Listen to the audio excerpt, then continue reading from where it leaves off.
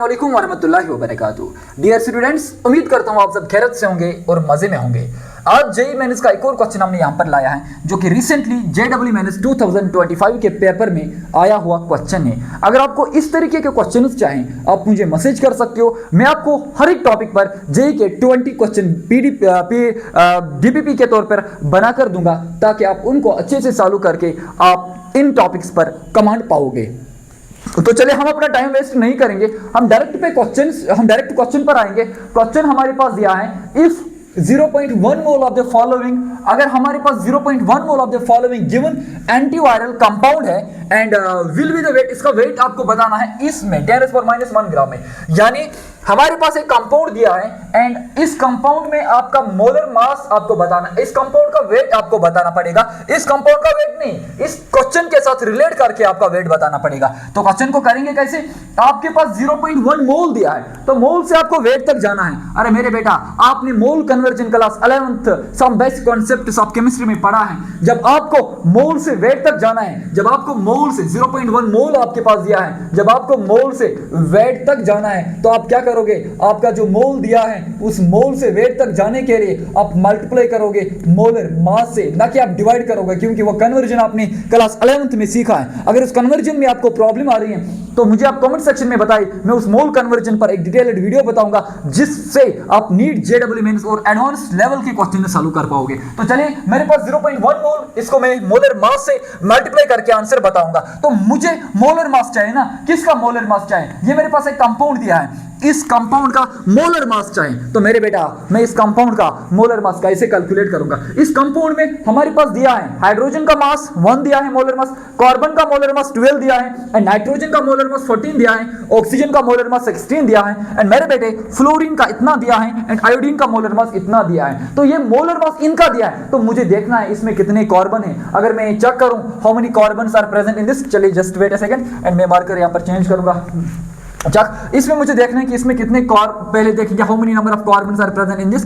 तो एक कार्बन आपका यहाँ पे है, एक कार्बन यहाँ पे है, एक कार्बन यहाँ पे है, एक कार्बन यहाँ पे है, यहाँ नहीं है, तो 4 कार्बन एंड एक कार्बन आपका यहाँ दिखाई दे रहा है, एक कार्बन आपका यहाँ दिखाई दे रहा है, एक कार्बन यहाँ है, एक यहाँ एंड एक यहाँ। तो टोटल कितने कार्बन है इसमें? तो 1 कार्बन, 2 एंड यहाँ एक 3 एंड यहाँ 4 5 6 7 8 9। तो टोटल नंबर ऑफ कार्बन मुझे जो इस क्वेश्चन में दिया है वो कितने कार्बन से मेरे बेटा? वो 9 कार्बन है। ओके, तो कार्बन आपने पता करा कि कार्बन इसमें 9 है, तो मुझे बताओ इसमें कितने नाइट्रोजन दिया है? एक नाइट्रोजन मुझे यहाँ दिखाई दे रहा है, एक नाइट्रोजन मुझे यहाँ दिखाई दे रहा है, तो इसमें टोटल नंबर ऑफ नाइट्रोजन 2 है एंड ऑक्सीजन कितने हैं इसमें? तो ऑक्सीजन की बात करेंगे, एक ऑक्सीजन मुझे यहाँ पे मिल रहा है, एक ऑक्सीजन यहाँ मिल रहा है, तो एक यहाँ हुए 4 ऑक्सीजन और एक ऑक्सीजन यहाँ पे, तो टोटल ऑक्सीजन इसमें 5 है।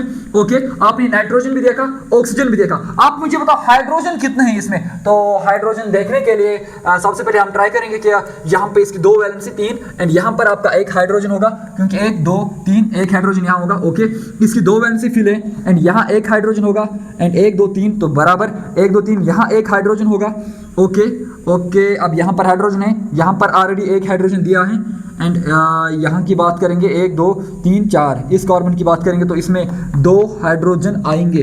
टोटल हाइड्रोजन कितने हैं? अब यहाँ तो 4 कंप्लीट हैं, यहाँ देखेंगे 1 2 3 एंड यहाँ पर 1 2 और 3 एंड यहाँ 1 2 3 नाइट्रोजन। ठीक, तो यहाँ पर कितने हाइड्रोजन आए हमारे इसमें? तो एक हाइड्रोजन यहाँ पर आ जाएगा, एक हाइड्रोजन यहाँ, तो 2 हाइड्रोजन, यहाँ तो वैलेंसी कंप्लीट है एंड यहाँ भी तो कंप्लीट है, 2 हाइड्रोजन 2 हाइड्रोजन 3 हाइड्रोजन 3 और 3 हाइड्रोजन के बाद यहाँ पर एक 4 5 6 7 8 9 हाइड्रोजन आ रहे हैं। फिर से क्या करेंगे? तो एक हाइड्रोजन हमारे यहाँ पे आ रहा है, यहाँ तो वैलेंसी कंप्लीट है, इसकी भी वैलेंसी कंप्लीट है, क्योंकि यहाँ पर 1 2 3 एंड यहाँ एक हाइड्रोजन एंड इस ऑक्सीजन कार्बन की बात करेंगे 1 2 3 4, इसकी वैलेंसी कंप्लीट। इसकी बात करेंगे 1 2 3 4 1 2 3, इसकी एक हाइड्रोजन, इसका देखेंगे तो 1 2 3।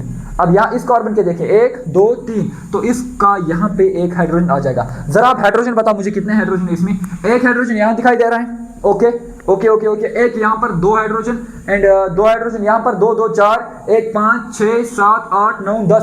तो आपके पास जो हाइड्रोजन इसमें दिए हैं दैट विल बी 10। तो हाइड्रोजन आपने निकाला। आप मुझे बताओ फ्लोरीन कितने इसमें? फ्लोरीन 1 है, तो आपका फ्लोरीन इसमें 1 दिया है एंड आयोडीन तो टोटल इसमें 1 है, आयोडीन भी इसमें 1 है। अब क्या करना पड़ेगा? इन सब का मोलर मास निकाले। कैसे निकालोगे मोलर मास? कार्बन 9 है, 9 कार्बन दिए हैं, तो कार्बन एक कार्बन का मोलर मास 12 है, तो इसको 12 से मल्टीप्लाई करें। एक नाइट्रोजन का मोलर मास 14 है, इसको 14 से मल्टीप्लाई करें।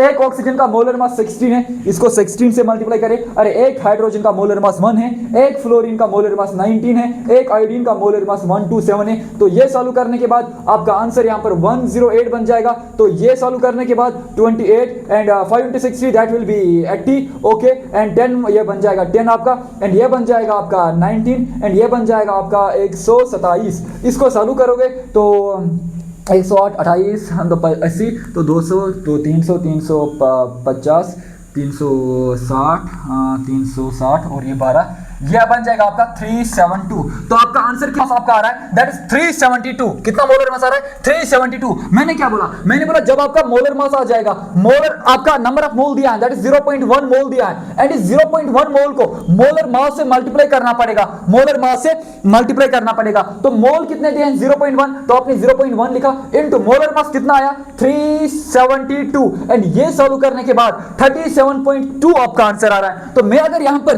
37.2 लिखूंगा, 37.2 मेरा आंसर आ रहा है, बट आपको 10⁻⁻1 के फॉर्म में लिखना है। तो जब आपको आंसर इसके फॉर्म में लिखना है तो ये 372 मिल जाएगा। क्यों? क्योंकि 37.2 जो है इसको हम ऐसे लिख सकते हैं 10⁻⁻1, क्योंकि ये बराबर आ जाएगा 372 के। यहां पर पॉइंट आ जाएगा, यहां पर 10 हो जाएगा, तो यहां पर 372 आपका आंसर बन जाएगा। तो आपका सिंपल क्वेश्चन था, आपको मोलर मास ही असल में देखना था, आपको बस इस कंपाउंड का मोलर मास ही तो चेक करना था। इस कंपाउंड का मोलर मास 372 आ रहा है, तो ये डायरेक्ट भी 372 यहां पर लिखना था, बट इसने 10⁻⁻1 के फॉर्म में लिखा एंड अब 10⁻⁻1 के फॉर्म में जो ये वैल्यू आपको 37.2 आ रहा है, इसी 37.2 को इसके फॉर्म में लिखकर 372 बन रहा है। तो आंसर शुड बी 372। तो ये आंसर है इस क्वेश्चन का। इस तरीके के क्वेश्चन आप इजीली कर पाओगे। करना क्या है? जो मोल आपके पास दिया है उसको अगर मोल से ये वेट निकालना चाहता है तो मोल